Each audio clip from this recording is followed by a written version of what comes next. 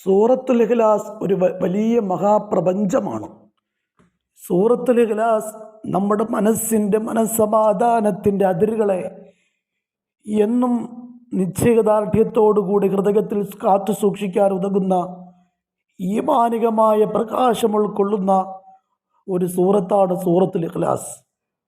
ഇലാഹി ചിന്തയുടെ ദിവ്യമായ മന്ത്രപ്പൊരുളുകളാൽ അള്ളാഹുവിൻ്റെ ഏകത്വത്തെയും വഹദാനിയത്തിനെയും കുറിക്കുന്ന സൂറത്തുൽ ഇഖ്ലാസ് എല്ലാ ദിവസവും ഒരു 11 പ്രാവശ്യം പാരായണം ചെയ്താൽ അത് നമ്മുടെ നിത്യജീവിതത്തിൽ ബർക്കത്താണ്.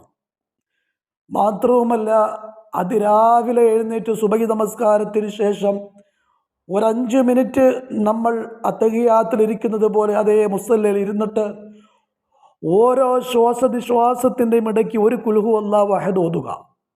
ഇങ്ങനെ 11 ശ്വാസനിശ്വാസത്തിനെ 11 കുൽഹു അല്ലാഹു അഹദ് കൊണ്ട് ബന്ധിപ്പിച്ചാൽ ഈ ലോകത്ത് അവനോളം സൗഭാഗ്യം ചെയ്തൊരു വ്യക്തി വേറെ ഇല്ല തന്നെ.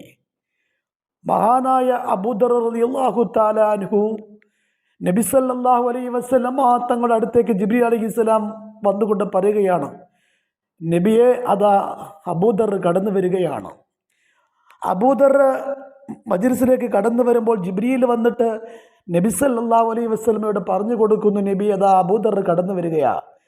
എന്താണ് മറ്റൊരു സഹാബിക്കുമില്ലാത്ത സവിശേഷത? അബൂദർ, മഹാനായ അബൂദർ റളിയല്ലാഹു തആല അൻഹു എപ്പോഴും കുൽഹു അല്ലാഹു അഹദിന് ഇഷ്ടം വെക്കുന്ന ആളായിരുന്നു. അതിനെ പ്രിയം വെച്ചുകൊണ്ട് ഓതുന്ന ആളായിരുന്നു. അതുകൊണ്ട് പ്രിയമുള്ളവരെ, കുൽഹു അല്ലാഹു അഹദ് നമുക്ക് വളരെ മാസ്മരിക ശക്തി നൽകുന്ന ഈമാനികമായ ഒരു പവർ നൽകുന്ന ഒരു ആയത്താണ്. ചൊല്ലി നോക്കുക. അല്ലാഹു തൗഫീക്ക് നൽകട്ടെ.